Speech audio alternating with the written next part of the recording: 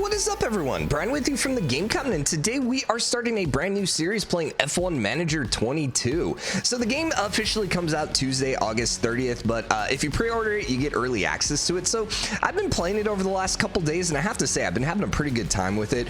There's definitely a lot of fun things, a lot of good with the game. There are some bad things with it, which I have to, admit to. And then there's quite a few things that honestly, if they just tweak a little bit, I think would just really make for a stronger product. But overall, I have to say I've been really enjoying the game. So racing for me is a bit of a new obsession. Never been into NASCAR, never really been into racing at all. But during COVID, there wasn't a lot happening, and I've always heard people talk about F1. And so with that being one of the only sports on TV, I actually really got into it. And there's just something about the drama and the intrigue. It's just it's so good. It's like a reality series just watching F1. So I've been pretty into F1 then ever since COVID started. And so F1 Manager 22 basically tries to capture some of that drama in a management game. So I will say this isn't a racing game at all. You don't do any racing. Essentially, it's like Football Manager meets F1, where you essentially just kind of control the team. You can control the budget. You scout for players. You kind of have to upgrade your buildings and all that kind of fun stuff. And so a couple years ago, there was a game called Motorsports Manager, which was pretty popular, and essentially it was the spiritual successor to this game, or the spiritual predecessor to this game, rather. This game is made by a different company. It's actually made by Frontier, which are the same publishers who have made the Jurassic World series, in addition to the Planet Coaster and all that stuff. But the one big thing that this game had that the prequels didn't have is this one actually has all the F1 licensing, has all the drivers, it has all the team managers. You actually get the voices from the drivers while you're interacting with them, which is kind of interesting. And so, yeah, I really been looking forward to this game. And when I was deciding what kind of series I wanted to do, I decided that I wanted to take over a team that's been struggling and underperforming and essentially just been kind of disappointing. And I wanted to see whether or not my skills could save the day. And as you can see, we're actually taking over Ferrari, which is kind of hilarious because if you know anything about Ferrari, they are a powerhouse, a traditional powerhouse. They've been around the longest. They are usually up at top, but over the last few years, it's just been a really, really bad time for Ferrari. And the funny thing is, even this year, they've just been a bit of a disappointment, even though they probably have the best car on the track, and you could argue that they have the best two drivers on the track as well. They've just been massively underperforming due to really bad decisions. So we're going to be a little on the overpowered side because, we're going to be taking over a really good team. But you know what? I've always loved Ferrari. If I could have any supercar, it would be Ferrari. And I mean, my gosh, look at Sainz in his creepy look. So I will say I'm not an expert at F1. I don't know everything about F1, but I'm gonna try explaining everything. This first episode is probably gonna be a little longer because this is very much a management game, so there is a lot going on. So we'll be starting a new career. I'm on the 4th race or something. It'll overwrite your current autosave. Yeah, that's fine. I don't really care about that. So a sport that spans hearts, minds, and nations. I'll shut up for this, I guess. The best drivers in the world come together to take on some of the world's most historic circuits. And that legacy continues today. The 2021 championship was thrilling from start to finish. It really was. 2022 is set to be even better. New regulations will usher in an age of pioneering changes. New driving talent alongside returning champions will be dueling it out to the bitter end. The pressure will be on the team principals in the upcoming season as they manage their drivers, their cars, and the whole team to push to victory. This is not a challenge for the faint-hearted. This is Formula One. Okay, so here we have the team selection screen, and if you know nothing about F1, essentially right now there are probably about 3 teams that could actually compete for a championship. You got Mercedes, you got Red Bull, you got Ferrari. Mercedes has been dominating the sport for the last 10 years or so, but this year they changed the regulations and they've been struggling a little bit this year. Red Bull has been really, really good over the last 2 years. Verstappen is just a freaking beast when it comes to driving. He actually won the Drivers' Championship last year, although there was some controversy especially with that. I'll let you guys go look that one up. And then Ferrari's been struggling over the last 3 or 4 years, ever since they kind of got caught cheating, but they didn't admit to it, but they showed out. It's a long story. I'm not going to get into it, but they've been kind of bad the last couple years. But this year they actually have maybe the best car. Their car performance has been number one. Their drivers are both really, really good. Their staff performance is first and their headquarters are third. The thing is, they've actually been a little disappointing, as I mentioned, in real life, just because they've been making some really dumb decisions on like the races and stuff like that. So, and they've had a lot of reliability issues. So we're going to try fixing all of that. The other teams, you got McLaren, you got Alpine, you got Alpha Tauri, you got Aston Martin, you got Williams, you got Alfa Romeo, and you got Haas. All these other teams are a bit more competing for the mid tier. None of them are probably going to be too much competition for us this year, but hopefully, I don't know, we're going to get a good idea on how well the AI is when it comes to actually improving teams, because, you know, hopefully all these teams are going to kind of balance out, and, you know, come next year, everyone's going to be kind of competing for the championship. I don't know, we'll see. But anyways, yeah, we're going to hop in with Ferrari. Is there anything else we need to know? Our season objective is first. And our long-term objective is construction championship, which is kind of weird because if we come in first, we'll actually have the constructors championship. So is this really a long-term objective? Whatever. Our starting balance is high, so good. We'll have lots of money to play around with. You can see all of our people there, and then we can get our biography. But let's go ahead and just go ahead and start. We're going to be Brian, and then our surname is going to be Common, and then first time guidance, I know what we're doing. We might end up hopping in at some time, like maybe play as Haas or something like that, and actually get a little bit more of the challenge. I will say, I wish there was a difficulty setting, because I don't know. We'll see if things shake up my second time through, but my first time through, things have been a little bit easy. So we're going to play the game. We're just going to see how things shake out and see whether or not we want to kind of go in and adjust things and maybe make it more of a challenge for ourselves. But the thing is, I like Ferrari. Ferrari's always been my supercar. I love Ferrari. So anyways, we got a bunch of different buttons here, and I'm just going to go over them really quickly. We have our board stuff, which basically, you know, is as long as our board's happy with us, we'll keep getting money. If our board's unhappy with us, then congratulations, you're going to be looking for a new job. Very standard with any management game. You kind of have, there's two different standings. You have your team standings, which is basically the combined score of all of your cars. And then you have the driver standings, where every driver is kind of competing for himself. So it's weird because we are actually managing both of these guys, and so we want to see them both succeed, but there might be times where we might screw over signs because Leclerc is like leading the driver championship and we want to make sure he gets the extra points. You know, it's going to be kind of a fine balancing act. We can see here what our next track is going to be, and I have to say, I really love all the details they have. So we got like our overview. We can see the number of laps. We can see what the predicted temperature is going to be. We can see the historical safety car chance, 100%. So that means there should be a safety car, which is funny because I've seen a lot of accidents in the game and very few safety cars thus far. We can get the circuit map, which is really awesome, and kind of give you these sections by speed. There are these green areas, which are DRS, which essentially, long story short, there's a wing on the back of the car that opens up and you can go about 14 kilometers, 15 kilometers faster. So essentially during those DRS zones, they're basically, as long as you're within a second of the car in front of you, you basically get that speed boost, and it's to help actually pass. So that's basically what DRS is. And so there's 3 DRS zones, which is actually a lot. And the funny thing is, probably the longest straight here doesn't actually have a DRS zone. Well, second longest straight, but you can see the sections by seed. You can see what's actually really needed for your cars. So acceleration is really important here. Low, medium, corner, accelerating, and then dirty air cornering. Yeah. And this is the one thing I'll say.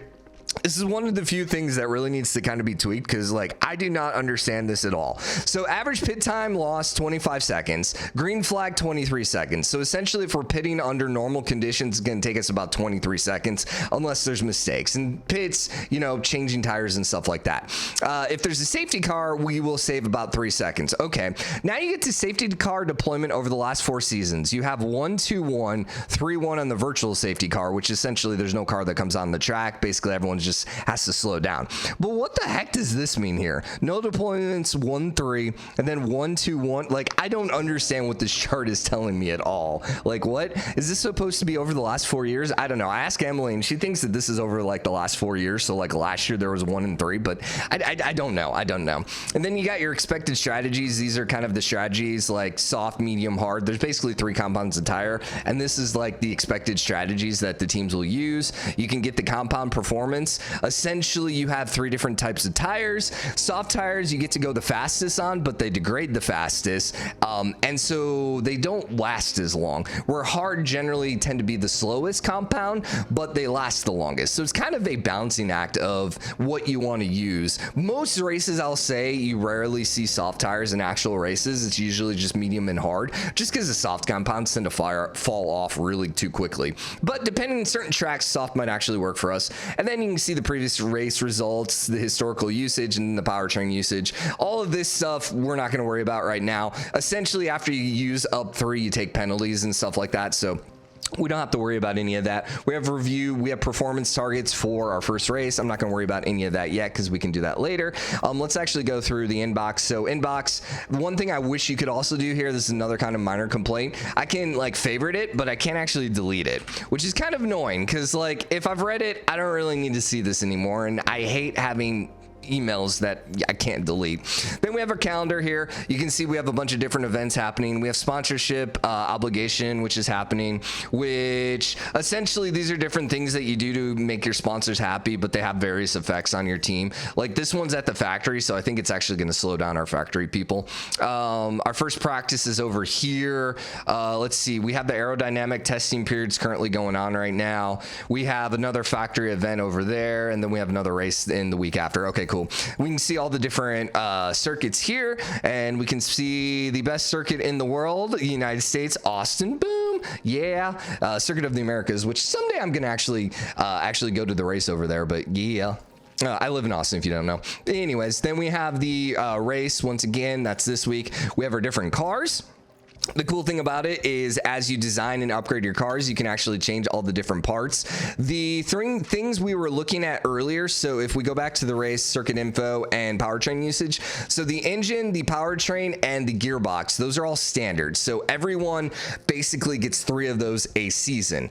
All the other teams then basically get to compete by building all the different other parts. So you have the chassis, you have the front wing, rear wing, side pods, underfloor suspension. All of those you basically design and improve as the year goes on, and you have a budget. So our total budget on the year is, let's go to finances, season balance.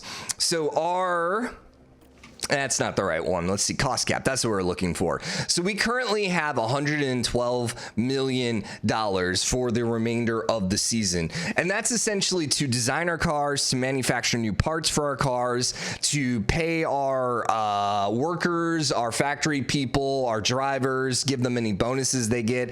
And then in addition to that, to design any parts for not just this year, but even next year. So it's a lot of money, and probably a lot more money than most of the other teams, but you know, we could potentially run out. So the thing is, we have all these different parts that we can design, but you know, there is technically a cost cap and we're not allowed to go over it, or I don't remember what happens. I don't actually know. I think you just can't go over it, period.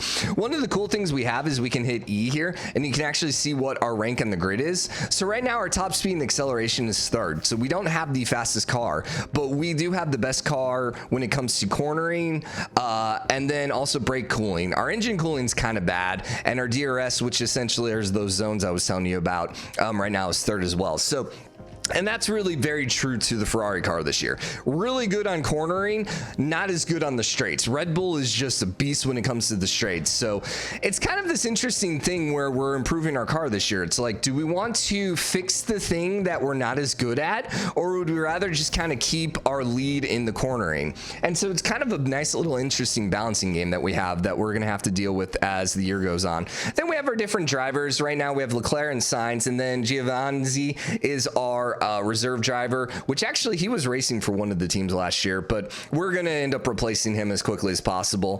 Sainz and Leclerc I both really like, so we'll probably keep them for a while.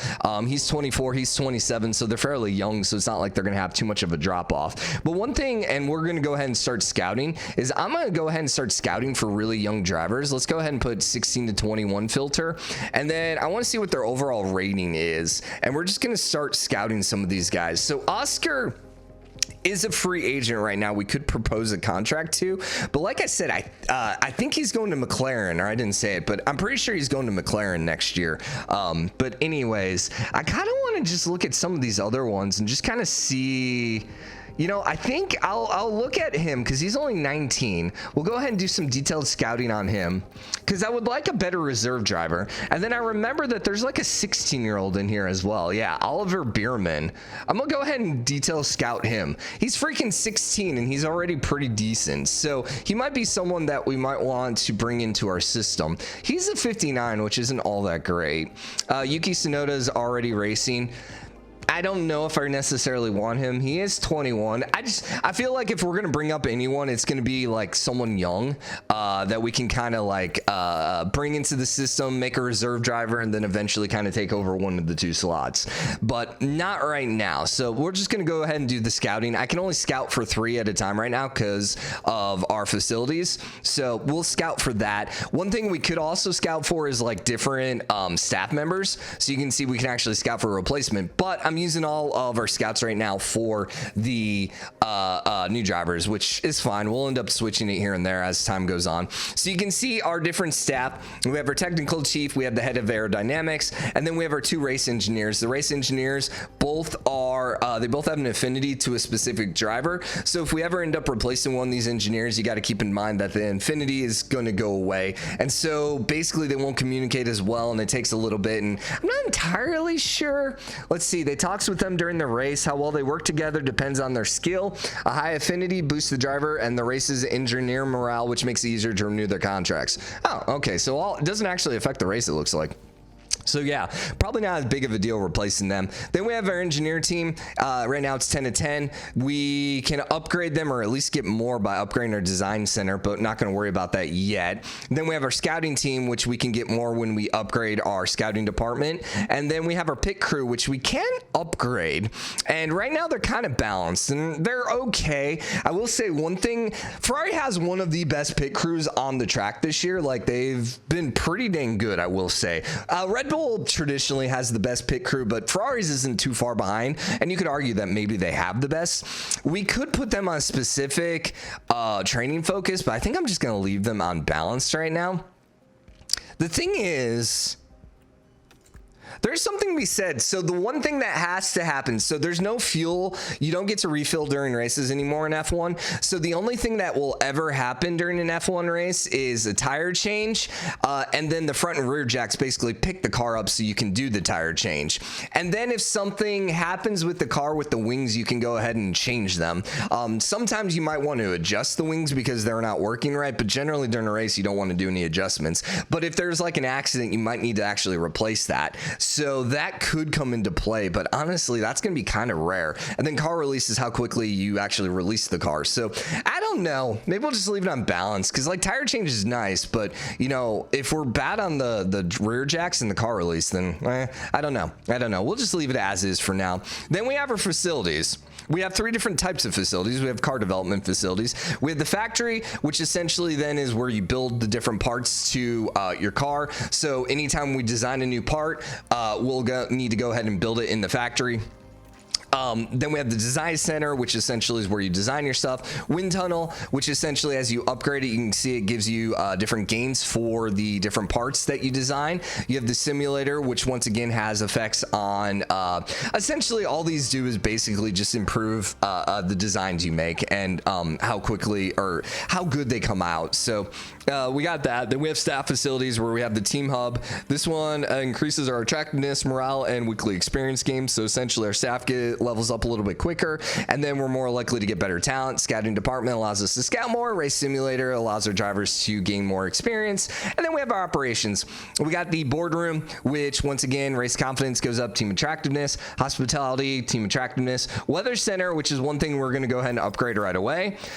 This basically gives us an accurate, like how quick, like one thing we really want to know is if rain's going to be coming at like lap 24, we want to know that as accurate as possible, because that's really going to affect how our race works. So this is one thing that we definitely want to improve as quickly as possible.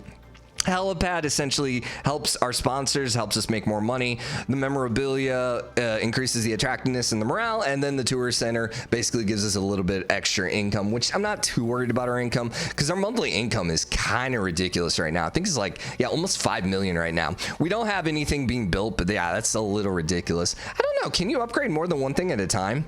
Looks like you could. I think I'm still just going to stick to just the one right now. And I really want to get this weather upgraded as quickly as possible. So then we have our board over here, which we already looked at. We have our finances, which we looked at. And then we have our standings. So only other thing to do before we start advancing time is let's go ahead and start doing some car part development. So we can either design new parts, we can manufacture parts that we've already designed, or we can research. One thing with the manufacturing is we don't really have... there's not really any parts that we need. So you can see here on our chassis, we currently have 2 installed and we have another 2 in the warehouse. So if someone crashes a car, we have a backup. And then on our front wing, we currently have 6 total. Our rear wing, we have 6 total. Our side pods, we have 4 total. Underfloor, we have 4 total. Suspension, we have 4 total. So the thing is, I don't really feel like we need to manufacture anything. And the thing is, I don't really want to manufacture any of these parts because we're going to be essentially designing brand new parts. So first thing we're going to do is just go ahead and design, and I'm not going to worry about the manufacturing yet. So the 2 things that we're kind of bad in, well, the things that we're struggling in, at least when it comes to everyone else, is engine cooling as well as the car performance, the top speed and the acceleration. So the engine cooling is going to come down to the side pods and then also the chassis. Now, in my other game, I ended up going suspension and under side pods. I definitely do want to do side pods first. The other thing to keep in mind is we can spend some hours. So we have a certain allowed amount of hours for a wind tunnel and then the CFD. These are essentially based on, I know the wind tunnel hours are. The CFD, I'm not sure if they're based on your position, but the wind tunnel hours is essentially based on your position in the grid. So the better your team is, the less hours you have. So the whole point with that is hopefully teams a little further behind can invest more wind tunnel hours and get better parts out. So you can see that right now, the new part by base default is going to go ahead and reduce our drag reduction by an extra 2%. Our engine cooling is going to go up another 3%, and then we got a little bit better airflow. If we start bumping in some of these hours here, you can see they start going up pretty substantially, which is nice. One thing to keep in mind though is we only have a certain number of hours, and we have 56 days until those hours reset. So this is kind of the big deal for us where we really do need to improve this.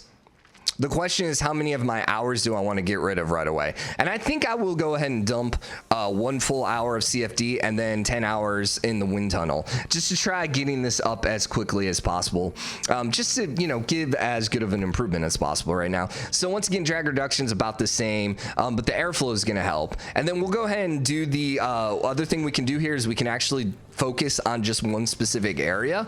So we can actually bump this up so that they're going to spend a little more time on the engine cooling, which is kind of, I think, probably something we need more than anything because our engine cooling is kind of bad. And so, yeah, we'll focus on that. And then last but not least, we can put engineers on the project.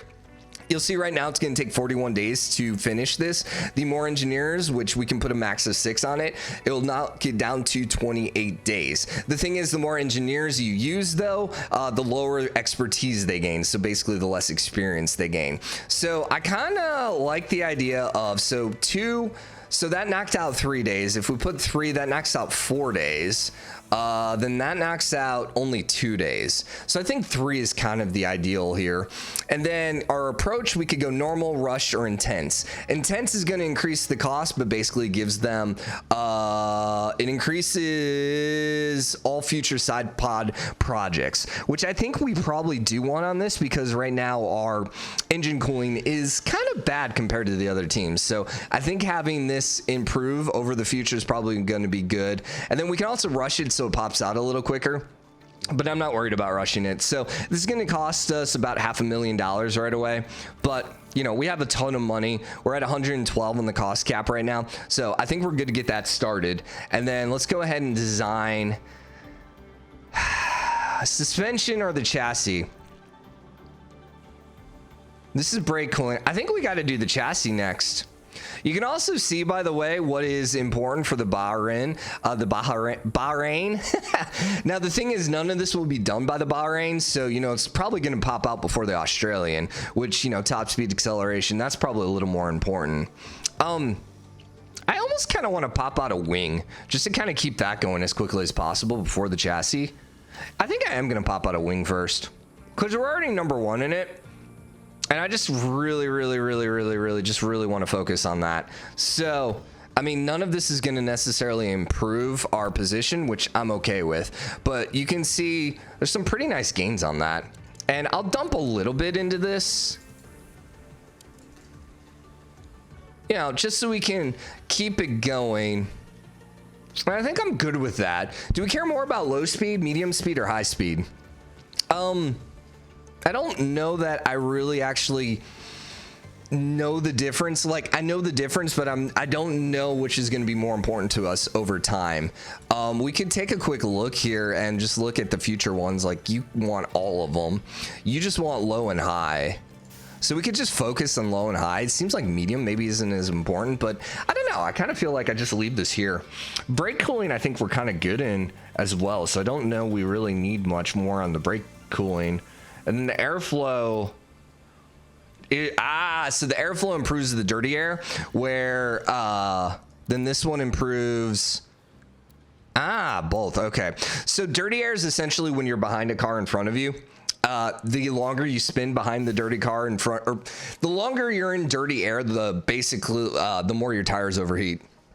And the more your engine and everything overheats. So keeping that high is kind of nice, but I think I'm just going to leave it as is. I think I'm just going to throw a couple engineers on this. And that leaves us with 4. Right now we can only do 2 projects just because of our buildings. Once we expand our factory, we can get more projects going. But I think right now 3 is probably good again. And that's going to be another 700,000. I don't really care. I don't need to bump up the approach. Also, this is more than the side pods. Ugh. That's unfortunate. Okay, and then once again, we can manufacture stuff, but I don't think we really need to do that yet. So let's go ahead and just start advancing time, because there's not really anything for us to do at this point, I don't think. So we'll go ahead and advance time. We got the preseason testing results. So technically, we shouldn't know how fast our car is and how good our car is compared to everyone else's yet, because we hadn't done the preseason testing. But I think that the game just, like, it kind of already puts all that out there because we already know what the car is for this year. So yeah, I think in future years we won't actually get an idea of where we rank in the field until after the preseason testing. But anyways, all right, what do we got? So allow me to introduce your car development team. Okay, cool. Sponsor obligations. So we can't really negotiate our sponsor obligations for this season, so that's fine. And then we have a kickoff party. So we had an idea for a season kickoff party to bring everyone together to celebrate the team. Yeah, we'll go ahead and spend 10,000 to improve the morale. Even though I don't know we need a morale right now, I think everyone's morale is pretty good, but that's okay. So we'll just keep advancing all the way up to the season start here. So, all right. Race prep. So the Bahrain Grand Prix is almost here. I want to make sure the team is prepared before we leave. So the one thing we need to do is we need to go ahead and do our performance targets. So right now, these are kind of our basic targets that we need to do for our sponsor. And this is what essentially they picked for us before the beginning of the year. So we need to reach Q3, essentially in qualifying. So how a race weekend works is you have 3 practices, you have qualifying, and then you have a race. And then occasionally there's sprint races, but I don't know if sprint races are in this. Those take place between qualifying and the regular race, but we're not going to talk about that yet until we get there. But essentially, qualifying practice, essentially you kind of test out your car, see how you need to tweak it and tweak the performance and all that fun stuff. Qualifying is how you whoever's the fastest then basically starts in first place on the grid for the actual race. And then, you know, race targets is essentially where we end up in the race. So Q3 is essentially the 3rd qualifying. Qualifying essentially has Q1, Q2, and Q3. Q3 basically means you're in the top 10 cars, is essentially what that means. We can, if we reach Q3, we'll make an extra 164. One thing we can actually add here is we can actually add in like a qualifying position. So if we get at least 2nd with 1 driver, then we'll make another 132,000. But if we fail that, then we'll actually lose 33,000. And then we can also do Q2 here as well, which reaching Q2 should be super easy for us. So I'll add that in. Since it's the first race of the year, I'm going to say no to Q2 or to position 2, even though I think we should be able to reach it, but I'm just going to leave it off now just cause. And they actually want us to have the fastest lap, which is kind of annoying because that's of the whole race session. I will go ahead and say that we'll probably finish in first or 2nd. Yeah, I think we should be able to do that. Getting the fastest lap is going to be kind of hard, I think, but we'll see. We'll see. And then hot streak target, they essentially want us to finish 2 races in a row with at least one driver reaching at least 4th position. Okay. And then they want us to qualify 4th or higher. That should be easy enough for us to do as well. So we have potential to lose some money here, but I think we should be able to make all of those pretty easily. There's nothing for us to do with the drivers. There's also nothing for us to do with attaching any of our cars or anything like that. You can see here's our car development, but we already kind of knew all that. So with that, we can go ahead and go to Bahrain. It's going to load in. We're going to get a quick little intro to Bahrain, and I think we'll probably wrap. Actually, we're only at 26 minutes here, but I've been talking a lot because there's a lot going on here. Welcome to the archipelago of Formula One. Bahrain might have a small land footprint, but it's showing its big spirit right now in the grandstands.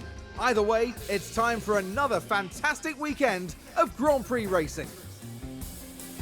The Bahrain International Circuit is a challenging track, and the cars routinely have to brake from high gear to low to take the narrow turns. With the need for downhill braking, the risk of locking up is one drivers will need to manage. It's all about focus and balance to get victory here. At this early stage in the season, there are still plenty of opportunities for things to change. In this sport, there simply are no guarantees. There's nothing like a race weekend in Formula One. So the game's pretty freaking pretty looking. Also, what's really cool about that is the guy that was just talking is actually the announcer for F1 for Sky Sports, and also which is the coverage in the US as well. I forgot his name, but anyways, it's kind of cool just to hear him talk. And we'll actually even get to hear like our actual dudes, like Sainz and Leclerc will actually have like voices. They actually like cut the audio from them and put it in the game, which is really, really cool. So once again, we have all our reports here. There's nothing we really need to worry about. So we're just going to immediately go for practice. The first practice, which we'll probably do practice in this episode, and then maybe we'll do qualifying and racing tomorrow then.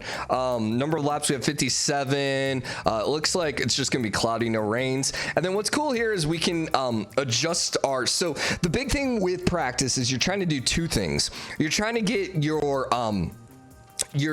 drivers acclimated with the track. So the longer they spend driving around on the track, the more they become acclimated with it. The more they're acclimated with it, the better they're going to race on it because they're going to feel more comfortable. Then the other thing you're trying to get them is their setup knowledge or their setup confidence. And that is every track is a little bit different from each other. So, you know, some tracks need a little more downforce. Some tracks need a little more focus on, like, you know, oversteer and stuff like that. And so the one thing you get to do is you basically get to change all these different things every single race because you're trying to find the sweet spot for your driver. So basically their car controls as well as possible for them on the track. And so you can kind of see that right now we have these really big areas where they're kind of suggesting us to go in.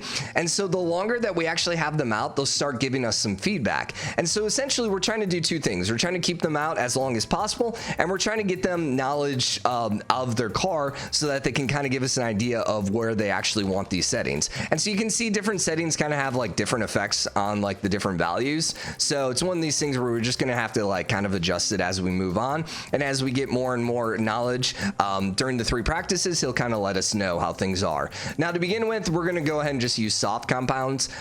You want to use all the different compounds because the more knowledge you have in the compounds, then it kind of helps you in future years and this year as well kind of determine how well the compounds last. So that should be a good setup for you. Signs will keep, once again, the soft compounds. And then, I mean, honestly, we could just start out in the middle with him. And so we're good to go ahead and go in the first practice. We can simulate it. I think in the future, so I had to simulate when we did the tutorial the very first time, and essentially we kind of got kind of bad stats on it. So going in the future, I might end up doing like the practice like off camera, just because like we can do a way better job than the AI can. And so we can actually watch the cars go around the track, which is really, really cool. I like the idea.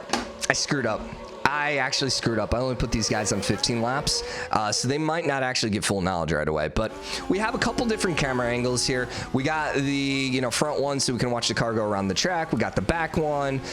We got the over-the-shoulder one, and then we got the wing one, which is kind of cool. And then we got the We got the broadcast one here. Then we also have the wide one. Now, here's my kind of complaint for this game. There's a lot of info going on here, and everything's pretty accessible, which is nice. But two things that really bug me. Number one, I can't really zoom in. Like, I wish I could actually control the camera here, which is kind of annoying, because when a bunch of cars are on track, it's really hard to actually see some of these names. Number one. And then number two, this stuff right here gets so easily covered, because like a lot of times, like during a race, I'm gonna sit here with like this up, and now guess what? I can't actually see where my guys are on the track.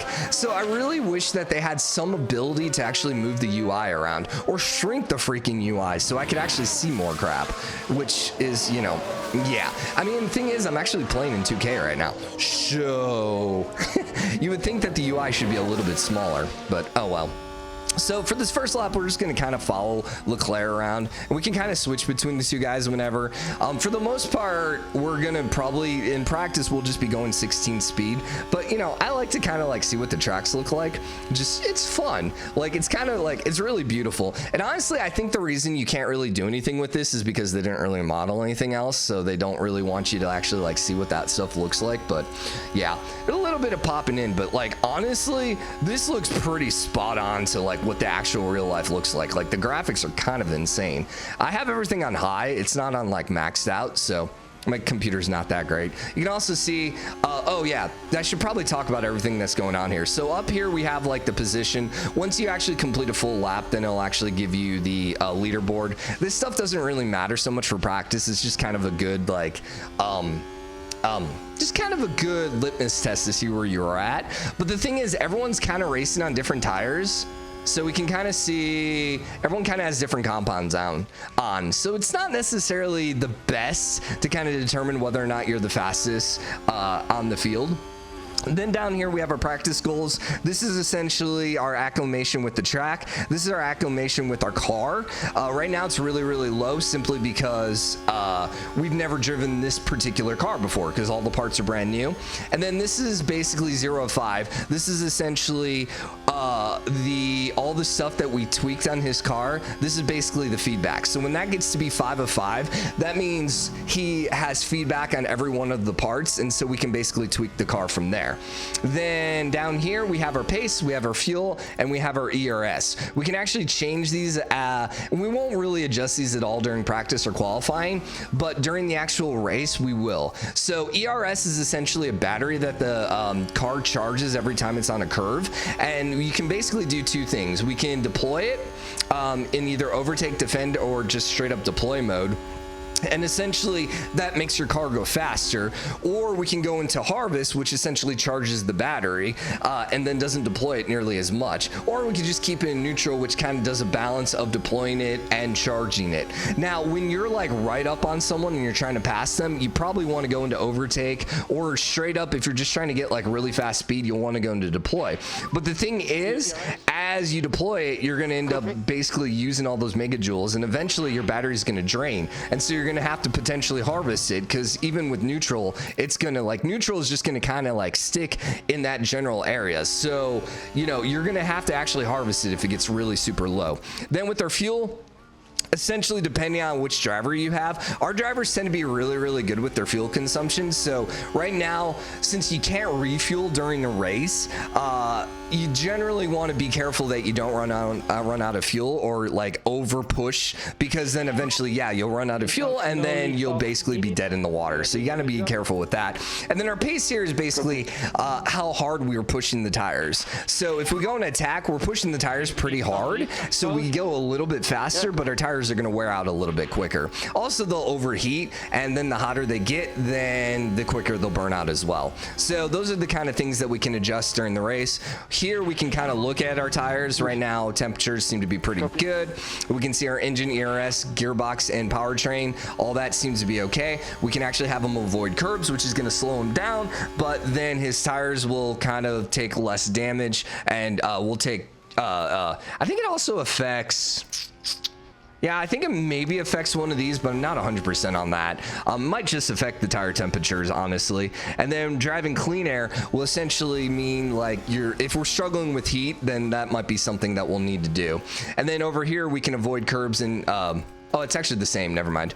But here we can actually see whether or not we got damage. And then last but not least, we can call the car in whenever we want. And you can see where the pit lane entry is. And then finally, we have a couple more commands here. We can say, don't fight your teammate. So essentially, if the two teammates are right next to each other, we're basically saying, hey, don't pass each other, you know, don't race, because there's always the chance that they hit each other. And in addition to that, you know, one of them might be giving the other one a bunch of dirty air. So at some point, we might do that. And then we also have the option to say, hey, hold cars back. So if, for example, Sainz is behind and we want him to keep the cars back so Leclerc can pull out further ahead, then, you know, we might end up doing that during the race. We have timings here so we can kind of see the different sectors. Once again, with F1 races, there's essentially 3 different colors when it comes to sectors. 3? Yeah, 3 different colors. Yellow essentially means that is not an improvement from any of your previous times. Green means it's a personal best. And then purple means it's the best on the track. So if you see anyone with like a purple sector, that means they were the fastest in that particular sector. And essentially the race has, every map has, or every circuit has 3 different sectors. So we can see we got sector 1 in the red, sector 2 is the blue, sector 3 is the yellow. And it's good to kind of keep an eye on the different sectors, and specifically the different speeds on the different sectors. Where are they? It's right here in standings. So right here we can kind of see our sector times compared with everyone else's sector times. So I tend to pull this up a lot during the race just to kind of keep an idea, and then specifically in the last lap to see, okay, like right now Verstappen is 1/10 slower than us. Good to know. But guess what? Verstappen had the fastest first sector there until we just took it from him. So all right, you know, it's kind of just good to know, especially when you kind of know the circuits, which I don't know that well yet, but when you know that, hey, sector 1 tends to be a lot straighter, where sector 2 tends to be a lot curvier, we're generally going to be a better car when it comes to sector 2 than in sector 1 or 3. So generally sector 2 is going to be a faster circuit for us, or a faster sector. And then we can also look here and see his current speed, his current gear, and then his mile per hour. Now, 2 things I'll note. The speeds in this game are always kilometers, although they do have miles per hour. And then the temperatures are always in freaking Celsius. There's no way to change it to Fahrenheit, which admittedly it's a European sport, but you know, so, you know, me sitting here trying to figure out what all the temperatures are is kind of annoying. So anyways, we'll go on to speed 16, and we're just going to kind of cruise through this first practice as of now. And honestly, I'll probably just do the second and third practice off camera, especially since I spent so long in this one just kind of talking through things. So generally my goal is first practice go soft, second practice is medium, and then third practice is hard, and then probably another soft or another hard. Pirelli actually takes some of your tires back. Well, no, we're not going to adjust it. So when they actually come back in, we'll kind of show the different tires and stuff. But just because we have a bunch of tires doesn't mean we'll have those tires in the future. So we try using those tires as quickly as possible. So Sainz is not particularly happy with this setup right now, which, okay, I mean, understandable. It was our first attempt. And I think we should be satisfied with the step we've done, at least here. I like the vocals, dude. I just love how they added in. That's so freaking cool. Once again, both of these are our first attempt. If we can get like anywhere in the 40%, that's probably going to be fairly average. And actually, let's go ahead and call both cars in. There's no reason for us to keep them out right now, just because we want to adjust their cars here. So once they're in, we can hit reconfigure. We can change the tires. Once again, Pirelli is going to end up taking 2 tires from us no matter what at the end of the session. So there's no reason for us not to change tires. So we're going to go ahead and change tires. Also, you know, you don't want to run out of tires. So kind of keep that in mind. And I'm actually going to, while I think of it, go ahead and go into 17 laps. Because sometimes I've seen us not actually get the full response from these guys in 15 laps. Sometimes I've had to go a full 17, so we're going to do that. So we can see where we're currently set right now. These bars have changed a little bit and they've shrunk a little bit. We're way off on the traction, so let's see how we can change that first. So something like that's probably going to be a great idea. Now we're great and great. Optimal is actually like the best, so we're going to be searching for something like, ooh, yeah, this is going to be interesting trying to figure out the best way to do this. I know tow out's going to bring you back. We can do something like that, but then we're going to need to bring... We're gonna have to bring you back this way. Let's go ahead and revert it and see if we can try this again. So the thing is that bad could be in either direction, which is one thing to keep in mind. Actually, this might not be, I don't know if it's possible to get 100% every single time, but this might be what we need. I think something like this and something like this, and then hopefully that'll give us the great. Yeah, I think I like that. I think we can try that and see where that ends up. We'll go here, we'll go 17 laps, we'll do car setup, and you're at 45%. So yeah, I mean, we're basically pretty standard on both these guys right now. Still haven't moved. Yeah, we're gonna have to use the rear wing here to adjust it. I mean, the only thing that was great was this. So honestly, that seems kind of okay for me. So we're just gonna confirm. We're gonna let the thing roll and we'll send them out as soon as they're done. Essentially, if you do 15 laps and 15 laps and then reconfigure in the middle, that's gonna be about the full hour of race time. So stopping a little early is okay. We want them to be out there as long as possible because we want them to get acclimated. So what we'll probably do is, once again, we'll call them in when they're done, and we'll probably switch back to the first tire, or we'll switch to whatever tire has less wear on it, and then we'll kind of go from there. And we may adjust the setup on our car, but it can be a little funky. I'll kind of like, so the settings don't necessarily carry over between sessions, so it can be kind of awkward if you change settings right before the end of a session, because you won't have knowledge in certain parts and you won't necessarily know which way they want it. So it can be kind of difficult to like adjust things in between sessions if you actually change things right at the end of a session before they can learn everything. Every once in a while we'll get pop-ups here if someone spins out. Like we can see Schumacher spun out, and these are kind of dorky and kind of funny. These are not like the smoothest thing in the world. That actually doesn't look that bad. That was pretty realistic looking. Some of the crashes are just like hilariously bad looking. So things like that I kind of hope will be improved, you know, with future updates. But anyways, just kind of keep it going for now. 4 or 5, 4 or 5. And you can see this is essentially what practice is, which is why I just don't really think that we need to be doing this on camera. So there's a little more to, we'll go ahead and call him in right away. There's a little more to qualifying, which we, yeah, he actually is 5 of 5, which we may do on camera. Maybe we'll do it once and then I don't know. We'll kind of go from there. The races obviously is where things are at. I totally was not adjusting him. Where did we end up? 81%. Okay, that's fine. So what tire has the most? This tire is actually fine. So I'm just going to, session time remaining 12 minutes. Screw it. We'll adjust it. This is going to make things a little bit harder for us. We're actually optimal on 2 of the 3, or on 3 of the 5 rather. So it needs to be something like this, within the toe bringing it back just a little bit. I think it's this one as well to bring it back, and then we can adjust the toe back. This one did not move. Yeah, so we might need something like that. It's probably going to give us 100%. And I'll probably end up keeping it as is. So the thing is, they won't actually run this plan right now because we're at 17 laps and those tires won't survive that long. Which, you know, 72% here, so we got a little bit more ways to go. We only had 1 optimal, which is probably okay. We got to fix this one, the bad one. That's going to be kind of the big one. Yeah, that's going to be probably the best way to do this to begin with.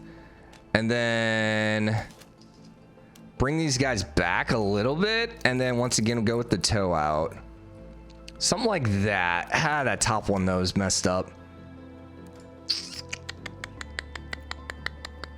Yeah. I think something like that's going to be our best option. And once again, what tires were the best? Ooh. This one's actually 1% better, so we'll do that, and then we'll run plan down just a little bit. Honestly, they're only going to be able to complete like maybe 5 or 6 laps at most, because it's going to take a minute for them to actually finish configuring. All right, Sonoda, how'd you spin out? Which, by the way, Sonoda spins out in like every race. That looks like exactly the same as the last spin out. There definitely seems to be certain areas on every map that they always crash and or spin out on. You rarely see things in like, I think it's probably a percentage based thing where it's like, hey, they're like 40% chance of spinning out here, and then only like 5% here. But you know, oh well. Send out, and you guys just get a couple more percentages here. We're gonna get essentially no knowledge, but that's okay. Because we'll just get them started for the next one. And once again, we could have avoided tweaking it now, but whatever. It's okay. He actually got one more knowledge point, and actually both did, but it's okay. It's fine. It's fine. It's fine. It's fine. So I think we're going to wrap this first episode up here. So I hope you guys enjoyed it. We'll be back tomorrow. We'll do qualifying. We'll do the race. We'll see where we end up with that. Anyway, since it's a new series, liking, comment, all that fun stuff, let me know. Let me know what you guys want to see in the series. I know they're out of grip because once your tires hit 30%, by the way, they kind of hit a cliff where all of a sudden they start losing grip and they start getting really, really, really slow. So we were actually 3rd and 4th on speed, which kind of awkward. Okay, that's interesting to know because we were on fast tires the whole time. So that's probably okay, but that is a little scary for sure because yeah, I feel like we should be in like fastest. So anyways, if I come here and look at this testing, you can see like this is the issue. Like I know you're good, but like I don't know what any of these are. So I'm kind of like wary to actually like make any adjustments until that actually happens. So anyways, we will wrap this up here and I'll be back when it's qualifying. So see you guys in till tomorrow, I guess, for you. So later, everyone.